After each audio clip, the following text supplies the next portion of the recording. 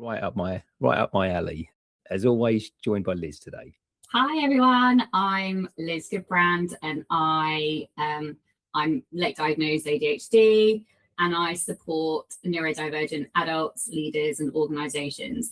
I wouldn't say I'm a film buff to the same level as Mark, but I definitely enjoy binge watching series, and I'm currently re-binge watching, if that's even a thing, The Handmaid's Tale. Re-binge watching? Yes, I am. That's a phrase, isn't it? That so. Yeah, because binge watching it the first time around wasn't enough. No, a double binge. Is it any good? I've not seen it. So my re-binging was triggered by watching the spin-off series, which I think is called The Testament or something like that, and right. that made me want to go back and revisit some of the themes. But yeah, it's dystopian, it's a bit disturbing. It's probably not the thing that you should be binge watching late at night, but I just can't help myself. Wow, all the disses: dystopian, disturbing, but not disappointing, it seems. No, yeah. Amazing. So just as a reminder of the things we tend to talk about on here, we are really looking at neurodiversity representation in film, TV, pop culture. We're not really looking at politics. I'm sure occasionally it pops in, Liz, but we try to avoid it as much as we can. Yes, absolutely. And so for episode 6, this was your recommendation, Liz. Do you want to tell us a little bit more about why you selected this? Yeah, I picked it out as, well, should we share it, tell everyone what it's about? So we're reviewing Simone Biles Rising on Netflix. So that's the 4-part documentary series that's been on Netflix for a couple of months now. Is it a couple of months? I think so. Yeah, it's been, you're right. And one of the reasons I was really interested in it is not only is she an exceptional athlete, like a super human person in terms of the eliteness there, but also because a lot of the things that we've reviewed and talked about so far have been through, well actually they've been of white people that experience neurodivergence. So I thought it'd be really lovely for us to explore a different story and explore intersectionality in a different way. Absolutely. No, it was a great recommendation. And obviously Simone Biles is reasonably open around her ADHD in terms of representation. I mean, when I do neurodiversity training and awareness and we Google famous people that are ADHD to use in our training, Simone Biles always comes up. So it seems that she's quite open about it. So it was 4 episodes, wasn't it? 4 hours. 4 hours, just shy of an hour, I think each documentary was. 4 hours, and it was really interesting to see and hear her story, because there's been a lot of noise about her for lots of different reasons. So it was interesting to hear her story told from her own experience. And yeah. I mean, I'll be honest, you know, we've known each other a while now, and I love sport. I do. And I love the Olympics, and I have watched gymnastics. I'd be lying if I said I knew as much about her story as maybe others. I couldn't recall the situation in 2020, and that obviously is covered in the story in the Tokyo Olympics. But I thought it was good. You can tell what an incredible athlete, first and foremost. I mean, absolutely incredible. Like phenomenal. I was going to use the word discipline. I hate the word discipline for lots of reasons, but very driven. Maybe that's probably the best word to use. Driven, just like mentally as well as physically, like what she has been through. And I think to have that resilience as well was just, incredible. Loads of themes came up for me actually watching it. Absolutely. Yeah, for me as well. I mean, it was obviously she seems and obviously the documentaries will always paint people, I suppose, in a way that they probably want to be perceived, but she didn't seem too frightened of showing some of her flaws, and there was a few scenes where I think she was having an argument with her husband at one point, and that was quite interesting and telling. But ultimately, I thought it was just a really good overview of her life. Obviously, we watched it because of the ADHD element. But I suppose the elephant in the room, and we'll as we'll say it right at the start, is that she doesn't actually talk about a neurotype during the series. So obviously we both got to the end of it. Yeah, what did you think about that before? I know we're going to obviously get into some of the themes that could help, but what did you think about maybe the lack of focus on ADHD in it? To start off with, I'll be honest, I felt a little disappointed, not with her personally, but with the producers, thinking, is this a missed opportunity for representation? Actually, now on reflection, I think that's unfair of me to say that, because clearly we are more than just our neurotype. It's just one part of many aspects of her, and she exists as a whole person. And so actually, many people watching it will have known that she had or has ADHD. Did she need to reference it? Yeah, it's an interesting one, isn't it? Because it is quite, in some instances, quite raw and quite emotional. And obviously, for those who don't know, obviously, too much about Simone Biles, it's definitely worth watching, but it shows obviously her pathway through particularly her Olympic journey. I think it was 2016 in Rio, 2020 in Tokyo, and most recently 2024 in Paris.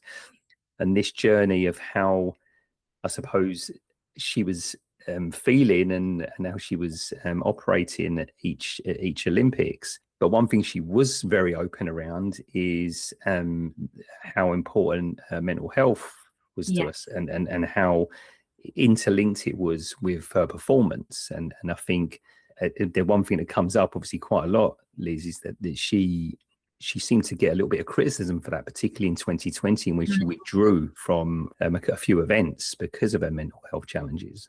Oh, absolutely. The documentary shared some of, like, a snippet, didn't it, of the noise that created and the disappointment. And I think one of the themes for me that stood out as a result of that was a kind of, I guess, thinking about the fact that she chose to pick her mental well-being and put that above anyone else's expectations of her, which I think you and I both know kind of the toll and impact that masking can take, and sometimes, like, from the people that we work with and that we support, putting everybody else's needs above your own needs, and the impact and toll that can have on your well-being and burnout. I think that was incredibly, like, courageous and a great example that she role modeled for lots of people in doing that.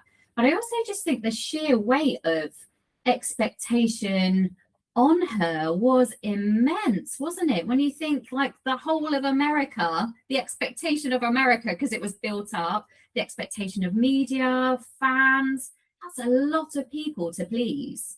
What do you think? I couldn't agree more. And I think what's mentioned throughout this documentary is not only does she have this huge amount of pressure, right? She also had to deal with it at such a young age, right? I think she was 18 or 19 in Rio. Obviously, they show snippets of her pathway up to that Olympics prior to that, and how she had to deal with so many things at a young age. And a lot of gymnasts have had to deal with that as well. But you're right, the media around it was incredible, being called the greatest of all time, etc., and all of these things. And it must be nice to hear those things, but there's such a weight of pressure, particularly, obviously, what we know now, where Simone is ADHD, and probably navigating quite a lot on a day-to-day basis with masking and sometimes the challenges around that. So yeah, that stood out for me quite a bit, having to just maybe manage those expectations and that outside noise. And you probably know better than me with ADHD is that when you have a lot of this noise, you gravitate towards wanting to know it, but then obviously trying to deal with it can be quite challenging in some instances as well. Oh my gosh, like, absolutely. You see her scrolling, don't you? And I can imagine that in those depths, she's kind of, I imagine she will have been seeking some sort of validation or some sort of humanity, and in that moment it didn't really exist from a lot of a lot of media, social media, which is why I think what came up brilliantly with the documentary is how important your community is. So they were originally her grandparents, but then they came on to adopt her. So her parents, like her advocates, clearly, and she had a really lovely relationship in particular with her mum, which was gorgeous to see in the documentary, like her doing her hair and like that whole grooming thing together, and her partnership with her husband as well, but also that sense of community with the fellow gymnasts that were part of her team as well. So it sounds as though she had some brilliant people around her at that time to help with that noise and help prevent, well, not necessarily prevent, but I imagine she was probably experiencing RSD, so rejection sensitivity dysphoria, and stuck in those thinking loops and feeling shame and lots of other things. So having a community of people there to help bring you out of that. And she also referenced therapy. So Yes. she had like weekly therapy sessions, which will also have helped her. And visualization is one of the things that she does specifically to help calm her nervous system down, which is an incredible tool for some people. Absolutely. And I suppose there's a saying, isn't there, that you see sometimes on LinkedIn. So how to say you have ADHD without saying you have ADHD, and then someone using the example. And it felt like to me when I was watching this, I'm seeing a lot of things that she was doing, and some of the things she was saying, and some of the impacts on obviously on a day-to-day life.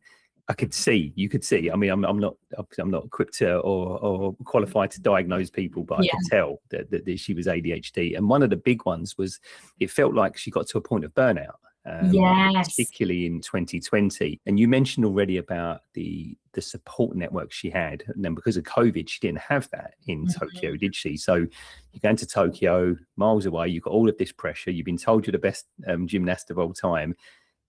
You could tell it was almost like it was bound to all come together and just cause that period where she just had to step away.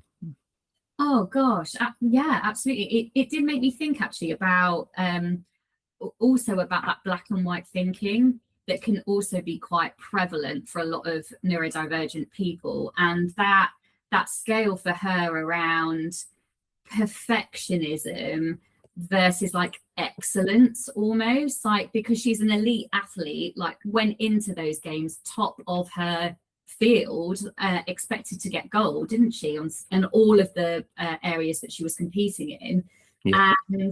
And like you said, like I know it was called the twisties, but I saw a lot of similarities there with someone experiencing burnout, and how you can completely shut down, and there's that disconnect between your mind and your body. Like it's not even brain fog, it's just debilitating. I mean, have you ever experienced anything like that at all before, Mark? I think I may have personally, in terms of getting to a point where you just need to step away, right? And you just need to cut the noise out. But what I found interesting about the Simone Biles potential burnout, obviously we're assuming that it was burnout, is that when most ADHDers go through burnout, it is a physical reaction, as in you can get ill, and you need to rest, etc. With obviously Simone Biles, it was almost, this could be dangerous, right? As in that disconnect between her mind and her body, what she was doing, and the way she was throwing herself into these events and these different moves, it was actually potentially lethal, right, if she didn't get this right. So that bravery to step away, I found actually quite a key theme throughout all of it.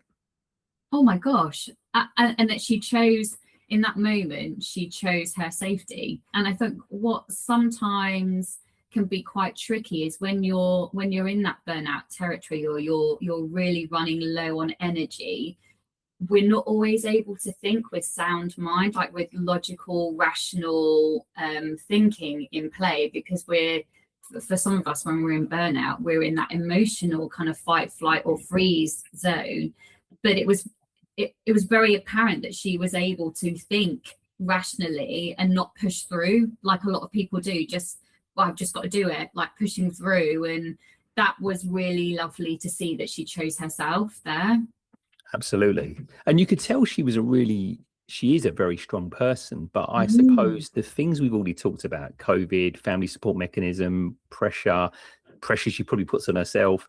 We've Yeah. not even mentioned the fact that she was obviously in foster care. And then you mentioned, you touched on it earlier. And then obviously she had the scandal with the doctor, I think the American Association of Gymnastics. Yeah. So all of this trauma coming together, everything just seemed to cascade into that one moment. But even when she stepped away, it was with a lot of grace, a lot of class, a lot of control, certainly visibly. And then you could tell, obviously, that it was definitely the right decision. Yeah, it's a lot of emotional baggage to be carrying, isn't it? So Yeah. I think one of the things for me that came out, which I think she role modeled really well, was like looking after yourself and asking for help, not being afraid to ask for help. Like, we can't always do things by ourselves. We can't always, like, someone once, I remember having a conversation with someone, and I was really upset at the time. There were lots of things going on in my life. It was a leadership coach that I was working with at the time, and he said to me that I was in the bottom of the valley. So if you imagine like a valley with a dip in the middle, I was in the bottom of the valley, and I needed someone to like reach out their hands and like help me out of the valley. And Right. and I think sometimes it can feel incredibly vulnerable asking for help. We might be worried about the perception that someone might have of us for asking for help, not being seen as capable, not being seen in a certain way. But everybody needs help, don't they? Everyone needs like support.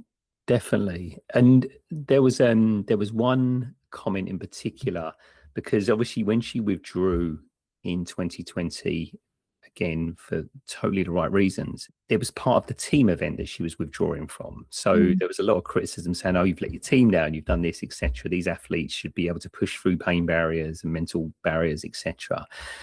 But what's quite nice now is that I think she was a bit of a pioneer for mental health challenges and acceptance in sport. Since then, I think, is it Naomi Osaka, the Japanese tennis player, also withdrew through events through mental health well-being.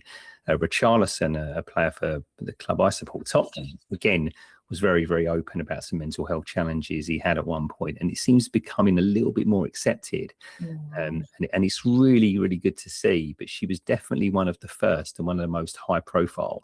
Oh my gosh, yeah, and well, high profile to do it on such a public stage with that degree of expectation as well. Gosh, I think it comes back to the mental strength that she has and her character and that grit as well. Were there any other parts of her experience or her story that you felt were particularly relatable from an ADHD perspective?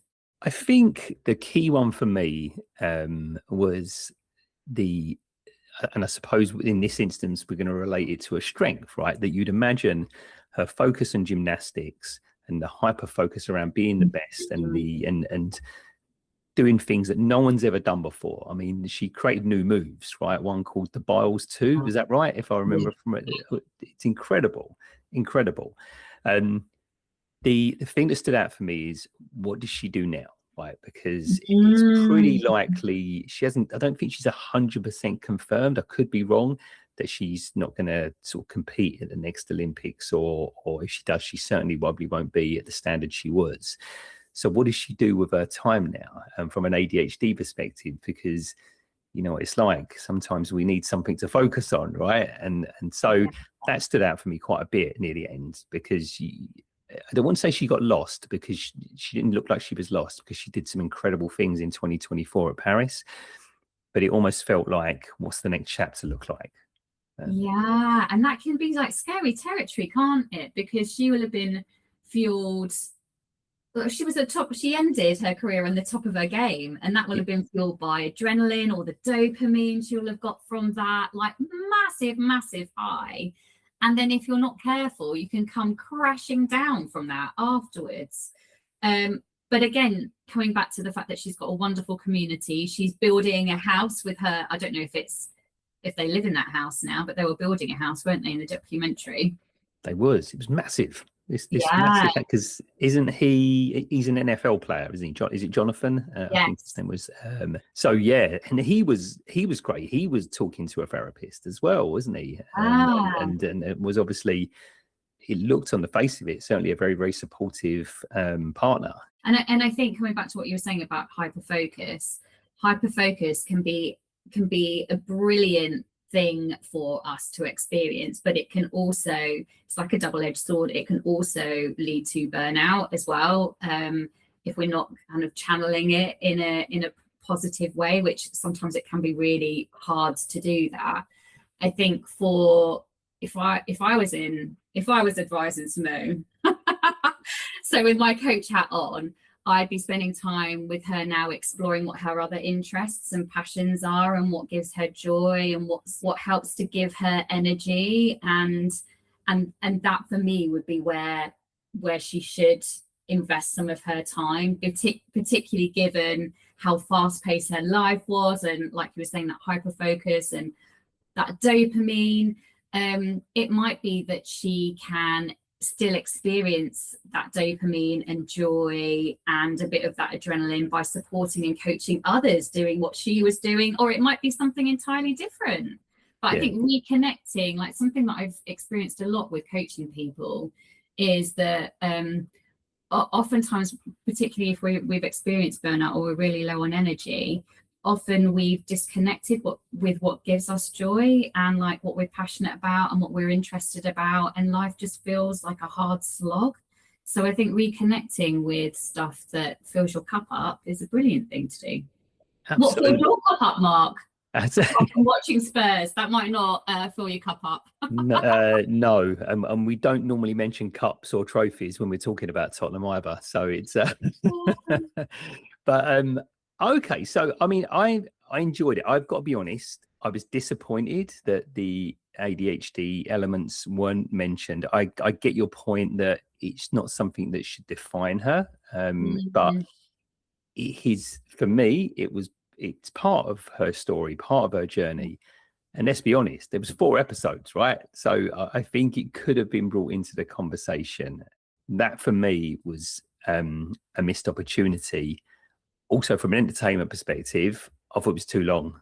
I thought it could have been, I thought 4 episodes was quite a long time, Liz. I've got to be honest. I don't know whether that's just my ADHD and having to watch 4 episodes. And I love sports documentaries. I do. They're one of my favourite things, but I felt it was a little bit long.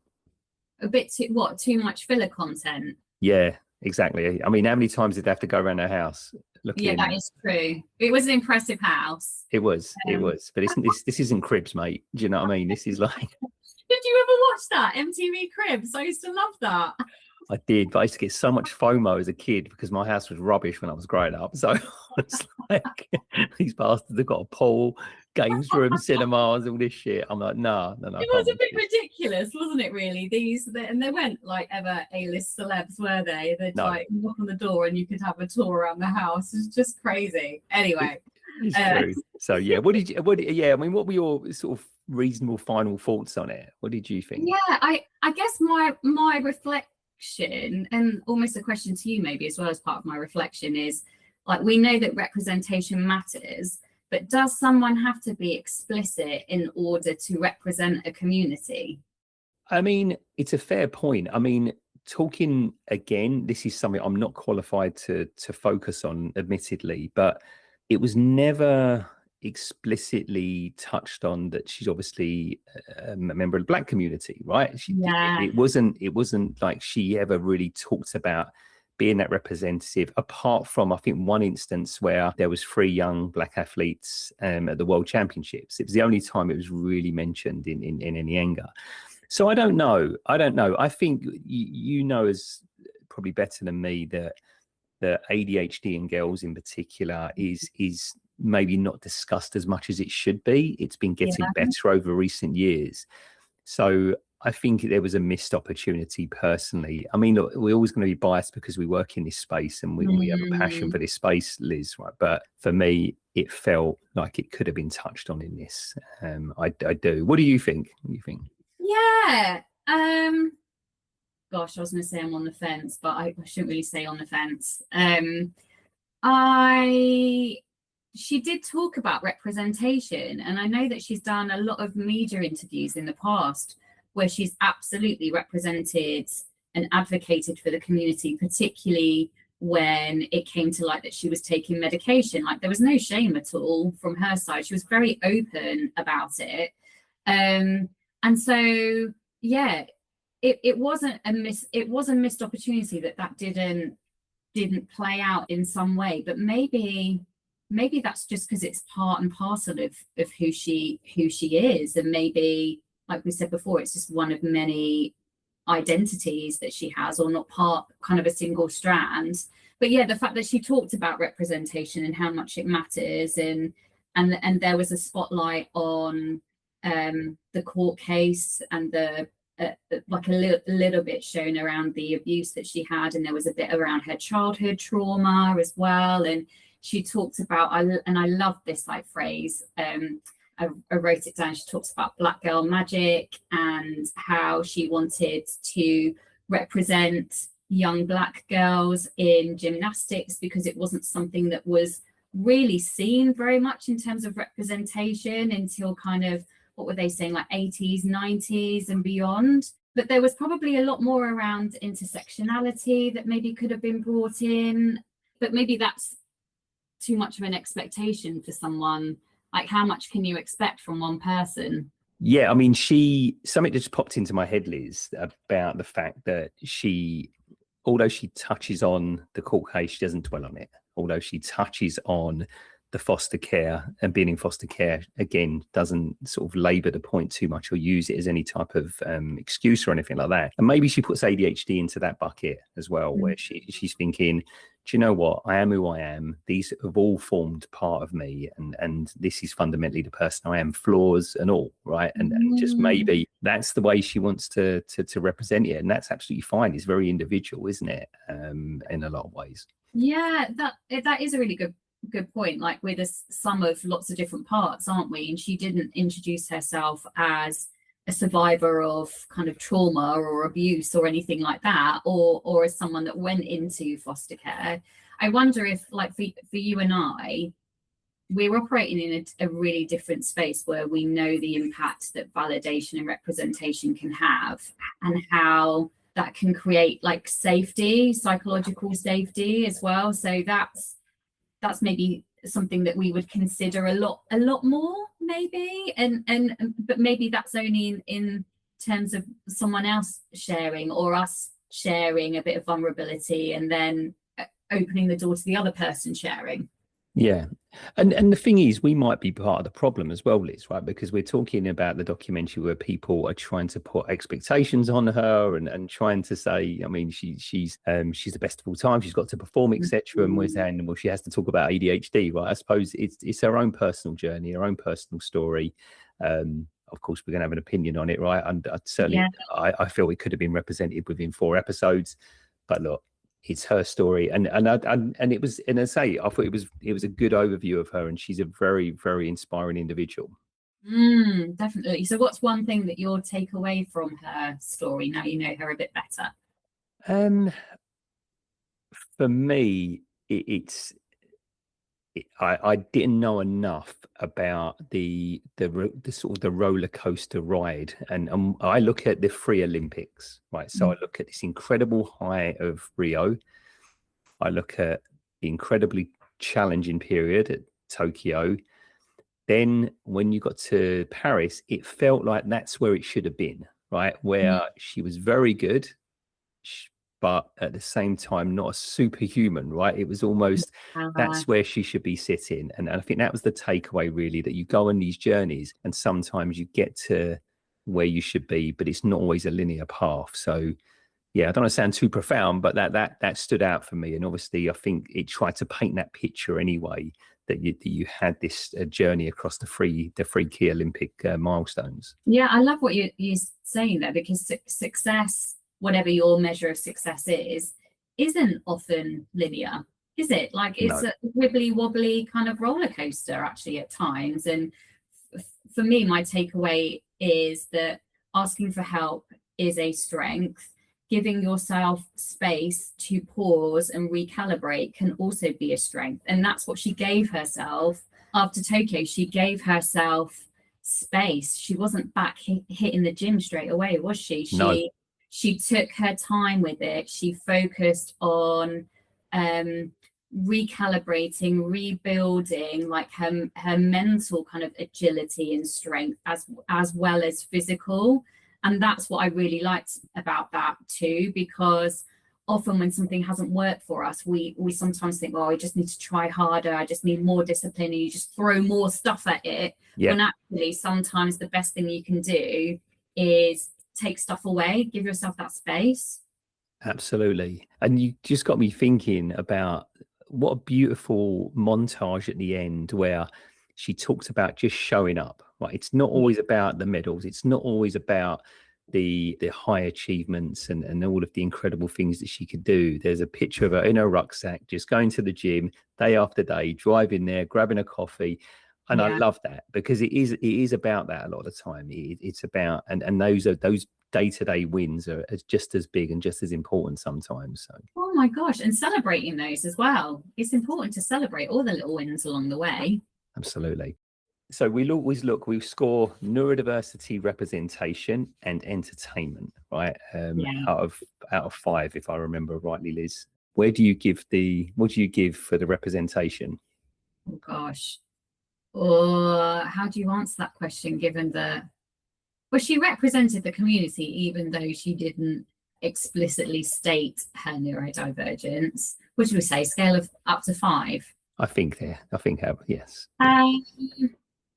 Maybe a 2.5. Yeah, 2.5. What's your? It's difficult, isn't it? Because I'm similar to you. I'm obviously, I love what she went through. I love how vulnerable she was. But if we're looking at the actual representation, I would give it a 2, because I think it was a bit of a missed opportunity personally. And that's not me trying to put any pressure on anyone or anything like that. I just felt it was a missed opportunity. What about entertainment value? Entertainment value. I don't know if entertainment feels like the right word, but yeah, that's the scale.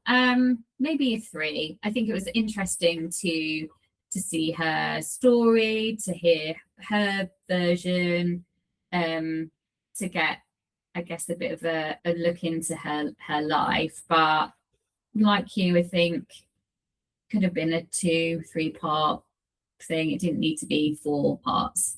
Yeah, I agree. I almost feel that she signed up for a 4 part and then they had to try to make it 4 part. It felt that way. It was so I would give it, I think 2.5 as well. I enjoyed the story. I did, I think, but I struggle with it, Liz. I'm not going to lie, to watch all 4 episodes. And it's the first thing we've had that I think I've struggled to watch. So yeah, I had to watch it while I was like exercising or trying to do something, to watch it. But that said, very inspiring individual. Yeah, it was when you reflect on it, it was very specific and tight in terms of the remit of the documentary, wasn't it? Because it just focused a little bit on family, but mostly the gym setting and a little bit in the home that they were building. Yes, absolutely. It was, you're right. I felt that the stuff at the Olympics was great. It could have even been more. They didn't focus nowhere nearly enough on the 2016 Rio Olympics. I didn't think. I think that was a missed opportunity. But on the whole, I'm glad I've watched it. I don't think I'll watch it again, but I'm glad I watched it, and I'll definitely keep an eye out for what she's doing in the future as well. Amazing. So we're moving on to our next segment, aren't we? Which is it my neurodiversity or is it me? And you have something you would like to share.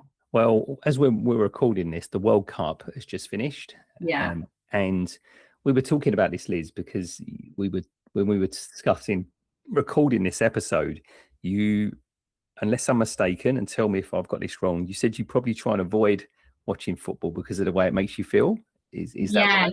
So I wouldn't really say I'm a football fan, but I am always interested in how England perform at some of these competitions like the World Cup. So whilst I don't, this is like where there's I was going to say disconnect. I don't think it is a disconnect. I'm interested enough that live during a game, I will go and have a look at what the scores are. Like I woke up in the middle of the night with Mexico. I was checking the scores, but I can't watch it. Do you get stressed watching it then? Yes. According to my AI agent, it's hyperarousal that I've been experiencing. So wow, it's where your nervous system becomes like so activated that rather than feeling excited, it tips into anxiety. And that's what happens for me. Wow. So I've got to be honest, I haven't heard that phrase before. So I'm a Tottenham Hotspur fan. So it's my team. And this year in particular, we had a very, very stressful season, as in we were nearly relegated for the first time since 1977. And the last game of the season, we had to draw, basically.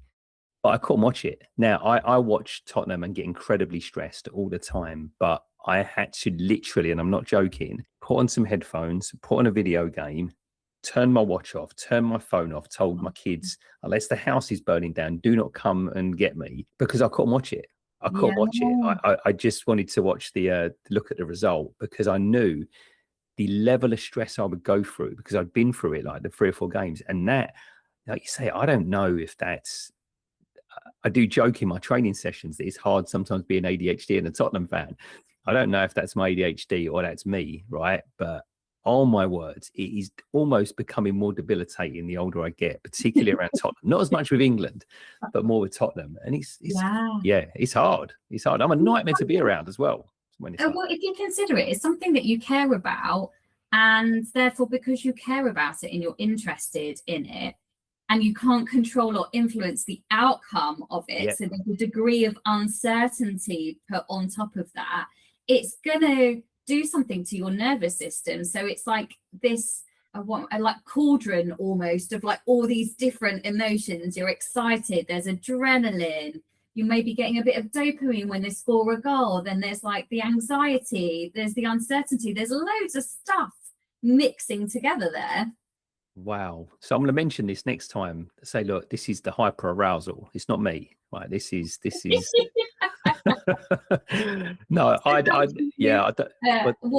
how do you respond then to it? So you mentioned you had your headphones on, just like, don't talk to me, anybody, just like but the relief afterwards, it's unbelievable. So I used to be scared of flying, and it used to be similar, right? I don't, not anymore, but I used to be. And the relief when you land is just and it's like that. I mean, when the final whistle goes, particularly when I realised that Tottenham were staying up in the division, was unbelievable. But when I look back at it now, because my dad's the same, it was almost like 6 months of concern and worry that suddenly has just gone. So but it's like building though as well, isn't it? So it's not just that one game, it's like that momentum that was building for you as well.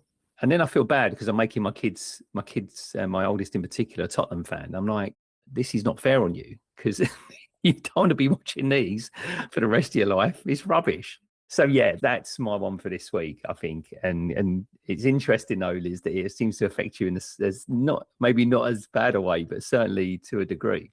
Yeah, so I don't think near the intensity that it impacts you, but definitely impacts me to the point where I have to avoid it. Like your example, it's avoidance. That's my tactic to help me, but not to the point where I'm still not like checking. So I'm avoiding the live action, but I'm happy to read about it. Oh, right. No, and I think you're right. I've got to work on it though, because I need to put it in some perspective. It's sport, right? It is important, right? But it's not life, it's not family or anything like that, right? It is. I need to maybe work on that a little bit. Some breath work. But it's fine. We're going to win the league this season, so it's fine. Success is easier for me to manage than that fear of failure. Do you go to many live games? Not as many as I used to, because again with work, etc. But we work with Bromley Football Club, who I live near, so I go to more of their games, to be honest. And because do you know what, that's quite nice, because I can just enjoy it. I want Bromley to win, don't get me wrong, but it's not even in the same world of stress and Yes. caring as it is with Tottenham. So no. Well, it's almost like, would you say, an ally, a supporter, rather than like a fan that has a vested interest Yes. in. Yeah. Absolutely. Isn't it? Absolutely. Absolutely. So these have been great, Liz. I'm really enjoying doing these, and obviously now this is episode 6. So we've got obviously loads of more ideas for sessions coming up, but we'd love to hear from anyone in relation to this. So how do people get in contact with us? Yeah, so if people would like to reach out with feedback, suggestions, ideas, anything whatsoever, you can reach us on email, which is hello.neurovision@gmail.com. We've got a new YouTube channel live now as well, haven't we, Mark? We have. Yeah, it's audio only at the moment. We may go video as well in the future, but yeah, we're now on Spotify and YouTube, which is hopefully accessible for everyone. Yeah, and Mark and I were both on LinkedIn. Are you on other socials as well? I'm on Instagram as well. Yeah, Diverse is on Instagram. So yeah, and we have a neurovision LinkedIn page. So feel free to follow that as well. Absolutely. So thanks everyone for listening to us today. Brilliant. Thank you. Take care. Bye. Thanks for listening. If you like the podcast, then feel free to follow and hit the notification bell.